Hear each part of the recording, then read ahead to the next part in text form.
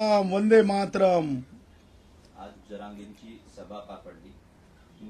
तुमचं नाव घेता एकंदरीत त्यांनी टीका केली आहे. पहिली प्रतिक्रिया. मला एक जिम्मेदारी आहे. संविधान मध्ये पीएचडी असल्यामुळे विषयामध्ये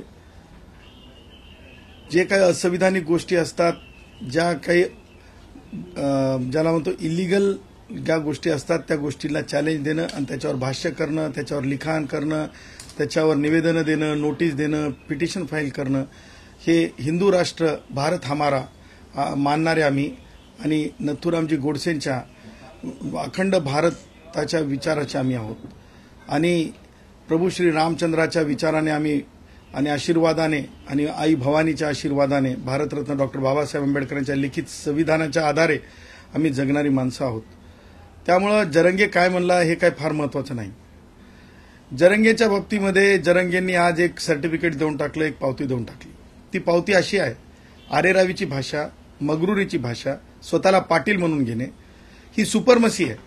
जेव्हा तुम्ही सुपरमसीमध्ये स्वतःला असं काहीतरी अधिकारशहासारखं बोलण्याचा प्रयत्न करता, तेव्हा इनबिल्ट तुम्ही मागास नसता आणि जेव्हा तुम्ही इनबिल्ट मागास नसता तेव्हा तुम्ही मागासलेपणाच्या आरक्षणाला पात्र नसता. आज आपण जर बघितलं असेल तर जरंगे काही काळ मराठा स्वतंत्रपणे आरक्षण द्या असं म्हणाला. थोड्या वेळाच्या नंतर जरंगे म्हणतो की ओबीसीतून आरक्षण द्या. म्हणजे जरंगेंच्या बाबतीत मला हे म्हणायचं की रान भुलं लागल्यासारखे जरंगे बोलत होता. आणि त्या पुढे जाऊन मला जरंगेच्या बाबतीत हे म्हणायचं आहे की जरंगे एक मराठी म्हण आहे, लावलं म्हणजे जर रताळं लावलं तर रताळूच येतंय, गाण्याप्रमाणे लावलं रताळं आलं केळं असं होत नसतंय. आणि त्याच्यामुळे जरंगे स्वतःच कन्फ्यूज आहे की मराठा म्हणून घ्यायचं की कुणबी म्हणून घ्यायचं. पण दोन्ही जरी मागणी केल्या तरी मला हे म्हणायचं आहे की दोन्ही मागणीला पात्र ठरत नाही मराठा समाज महाराष्ट्रातला. त्याचं कारण सांगतो की स्पष्टपणे मागासलेपणात येत नाहीत असं 3 आयोगांनी सांगितलेलं आहे. आणि नुसतं 3 आयोगांनी सांगितलेलं नाही तर माननीय सर्वोच्च न्यायालयाने शिक्कामोर्तब केलेलं आहे. त्यामुळे ओबीसीचं रिझर्वेशन डंके की चोट पे मिळणंच नाहीये, मिळणारच नाही. त्यासोबतच खुले गुणवंत ब्राह्मणांपासून कोमटी, त्याच्यासोबतच मारवाडी, जैन, जे गुणवंत स्पेस स्टडीज पर्यंत या देशाला 7 समुद्राच्या पलीकड आकाशात पर्यंत नेणारे गुणवंत शास्त्रज्ञ, त्या सगळ्यांचे 50% जागा जे भारतरत्न डॉक्टर बाबासाहेब आंबेडकरांच्या विचाराने सर्वोच्च न्यायालयाने बेसिक स्ट्रक्चर म्हटलेलं आहे, त्या बेसिक स्ट्रक्चरसाठीच्या जागा, त्या जागेचं रक्षण एक साधा शिपाई म्हणून करणं माझं आधी कर्तव्य आहे. त्यामुळं मला हे सांगायचं आहे की जरंगेच्या बोलण्याला मी कोणतीही किंमत देत नाही. जरंगेच्या बोलण्याला किंमत द्यायचं कारण नाही, कारण जरंगे हे पॉलिटिकल बॉसेसच्या आधारावर बोलतात. आता आज दस्तूर खुद सत्य झालं, कारण आजची जी जत्रा होती त्या जत्रामध्ये संविधानिक चर्चा झाली नाही, त्या जत्रेमध्ये आजच्या कोणतीच चर्चा झाली नाही. कारण तुम्ही म्हणता की खूप मोठी सभा झाली, खूप मोठी सभा झाली. अहो, आम्ही हिंदू राष्ट्रामध्ये एक संस्कृती आहे, आमच्याकडे महादेवाची जी जत्रा असते, यात्रा असते, त्या यात्रेला खूप मोठ्या प्रमाणात लोक असतात. त्यामुळे जरंगेतला असं काही विशेषण लावू नका. आणि त्याही पुढे जाऊन मला सांगायचं आहे की जरंगेचं रान भुल्यासारखं बोलणं हे रिझर्वेशन मिळणार नाही. परंतु मला एक गोष्ट आवर्जून आपल्या माध्यमातून सांगायची आहे. शरद पवार ज्या प्रकारे वायुगतीने जरंगेला भेटायला गेले होते, म्हणजेच मला म्हणायचं आहे की एक वाटूळ आणण्याचा प्रयत्न केला पॉलिटिकल.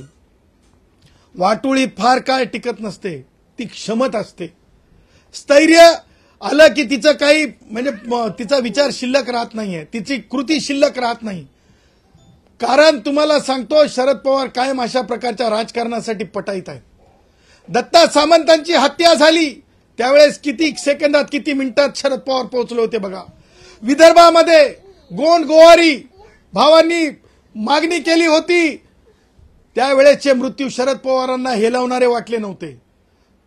शरद पवार कोणत्या राष्ट्रवादी काँग्रेसचे वयोवृद्ध पुढारी शरद पवार कोणत्या पाऊल वाटेनं पाय काढता पाय घेऊन विमानतळाकडे गेले होते हे सुद्धा शरद पवारांनी उत्तर द्यावं.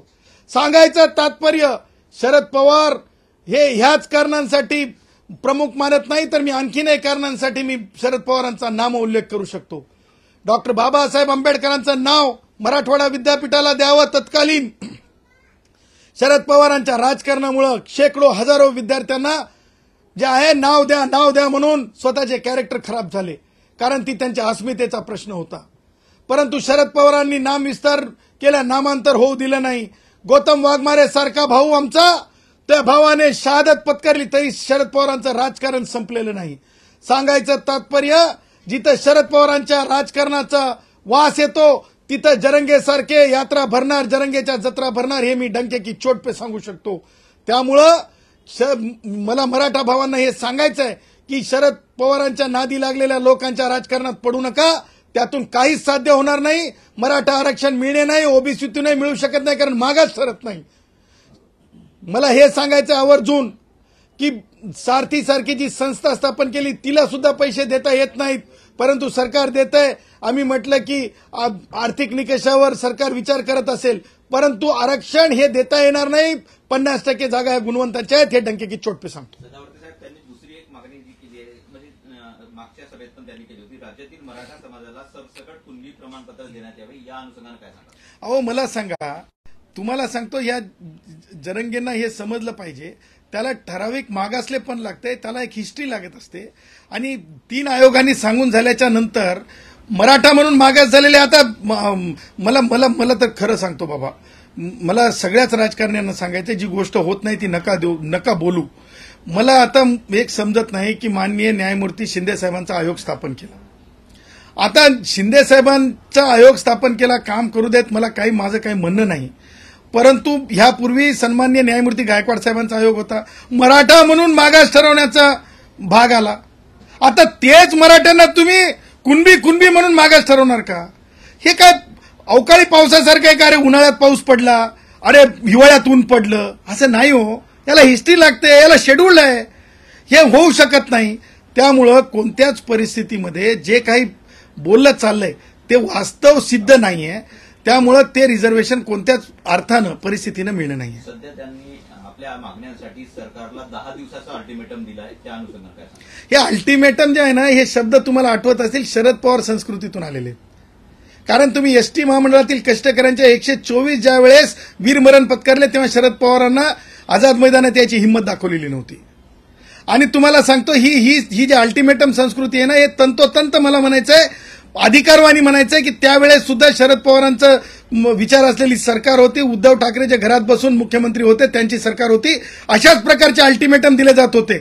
परंतु ह्या अल्टिमेटमला काही किंमत नाही. त्याचं कारण सांगतो, जरंगे सलाईन लावून उपोषण होत नसतंय, विज्ञान सलाईन लावल्याच्या नंतर उपोषण मानत नसतंय.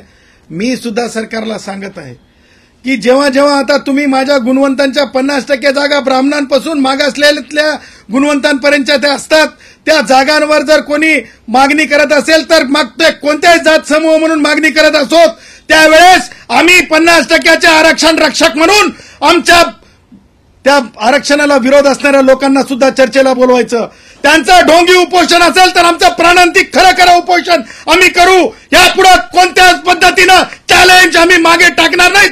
चॅलेंज स्वीकारू आणि खऱ्या गुणवंतांसाठीच्या जागा अबाधित राखण्यासाठी अखंड भारताचे मार्गविधाते नथुरामजी गोडसे यांच्या विचारांना सोबत घेऊन 50% जागा हे आम्ही साबूत ठेवू. गुणवंतांच्या जे भारतीय संविधानाचं पिल्लर आहे यासाठी आम्ही लढू.